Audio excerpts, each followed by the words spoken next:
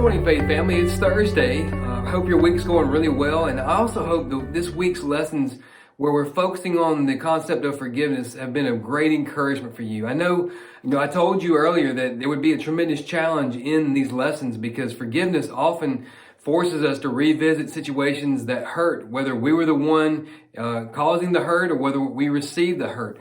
And so I know in some degree it might have been difficult, but I also hope that it's been encouraging as you've helped to heal relationships. Maybe this week inspired you to go back to someone who hurt you, or maybe that you hurt, and make it right. And that's a great thing. That's a God-honoring week. And so today we're looking at the power of words, because clearly when we talk about forgiveness, words come into the picture somewhere. And I know we've all heard the statement, "Sticks and stones may break my bones, but words will never hurt me." That's not true. Words are very destructive. In fact, our writer almost repeats James chapter 3, 1 through 5 verbatim, talking about how it just takes a spark to ignite a wildfire.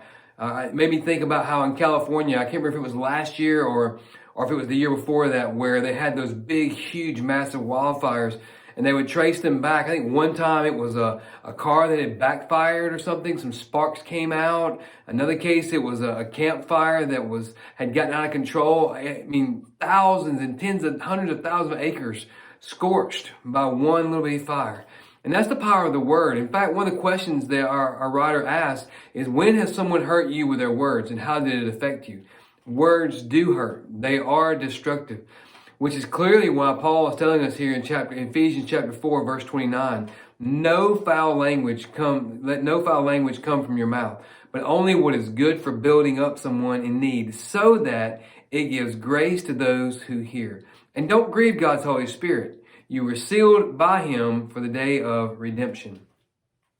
So here Paul gives an absolute statement. No, let no foul language, none of it, is to come out of your mouth. The word foul, translated foul there, was used to describe a vegetable or a fruit that had gone past its point of ripeness. It was no longer useful. And you probably know, you're going through the produce section and you reach and you're kind of experimenting. And one experiment, obviously, of course, I don't know if it's going to be true with COVID-19, but is the squeeze experiment, where a certain fruit or vegetable, you're squeezing it, and if it's mushy, it's past ripe and it's not going to have a good flavor. And in some cases, you're fooled. And so you get that fruit and you take a bite and you determine it's foul. It's no longer good. It's maybe even bad for you, no longer healthy. It doesn't provide nourishment and nutrients. And that's exactly what Paul is saying. He's setting up a contrast, saying no foul language should come from your mouth. He said, instead, only speak what is good for building someone up, that it gives grace to those who hear. Meaning that whenever I speak, now, does that mean that we don't speak a word that might be challenging? No, it doesn't. Because sometimes, in order to give a word that builds up, we have to build a word that's confrontational in nature. Maybe we're bringing a truth to somebody that they've been avoiding, or we're confronting them with a truth that they knew about, but yet they didn't want to open up about and didn't want to maybe take responsibility for. And so the idea of building up doesn't mean that we avoid saying something that might be confrontational towards someone, or that might bring them to confront an issue. That's not what that means. But what it does mean is when I speak that word, I'm speaking it for the most positive outcome possible.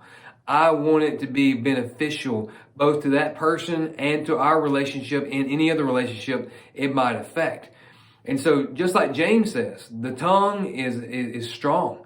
We use the bit in the horse's mouth to move that huge animal. We use a rudder on a ship to move this gigantic vessel. And of course, James wasn't envisioning what we have today, but yet still the rudder is the key directing point of that vessel. The tongue is powerful. The word is powerful.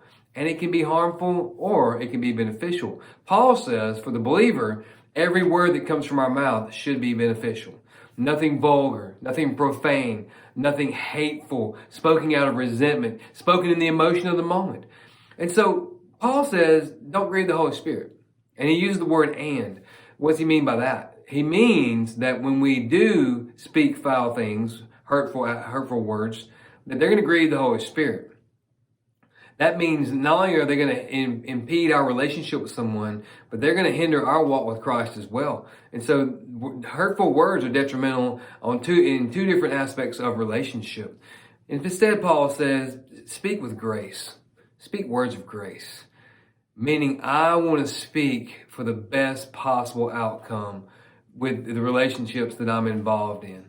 And so I hope this challenges us, because the very last question that our writer asked is this: what specific ways can you use your words to build others up? And that's the key, friends, that I'm looking for ways that my words will have the most positive outcome possible. And in doing that, I know that I'm honoring God, and I'm not grieving the Holy Spirit, but that I'm increasing that relationship with my Lord as well. And overall, I'm just getting a great beneficial outcome for everyone involved. And so take time to work through that today. Incorporate that today if you're doing this first thing in the morning, which I encourage you to do. And as always, remember, live sent.